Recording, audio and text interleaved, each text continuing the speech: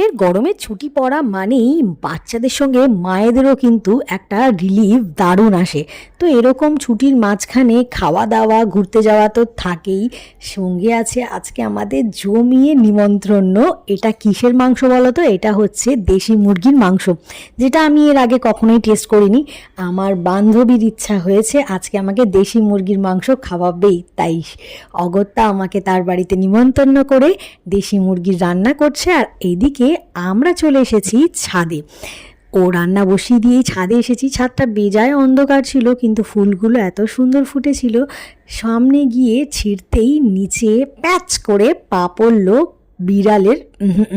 বাবা কি বলবো, সে যে কি একটা বিচ্ছিরি অবস্থা। না না, এই সিঁড়িটা দেখানোর একটাই কারণ, এই সিঁড়িটা দিয়ে যখন উঠছিলাম এটা খুবই খাড়া ছিল, মানে একদমই সোজা, পড়ে গিয়ে হাত পা ভাঙতো, সেই কারণেই আগে থেকে দেখিয়ে নিলাম, এটাও একটা প্রুফ রাখলাম আর কি।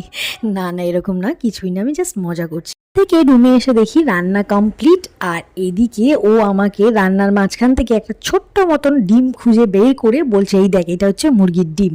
সত্যি আমি প্রথমবার এইরকম মুরগির ডিম দেখলাম। দারুণ রান্না করেছিল, ওর হাতের রান্না অসাধারণ, ফাটাফাটি জমিয়ে খেয়েছি আমরা, আর আনন্দও করেছি। চলো বন্ধুরা, আর কি বলার আছে, এবার খাওয়া দাওয়া হোক। আমাদের সামার ভ্যাকেশন খুব ভালো কেটেছে। এটা অনেকটা আগের ভিডিও, যদিও আমার আপলোড করা হয়নি, এই এখন তোমাদের সঙ্গে শেয়ার করছি। আর একটা কথা তো বলতে ভুলেই গেছি, খাওয়া দাওয়ার পরে যদি পানটা না খাও তাহলে কি খেলে। ওর সব থেকে প্রিয় হচ্ছে পান, আর পান সাজে অসাধারণ, স্পেশালি চাটনিটা দেওয়াতে পানটা একেবারে আমার কাছে সব থেকে সেরা লেগেছে। চলো আমরা জমিয়ে পান খাই, দেখা হচ্ছে অন্য একটি ব্লগ।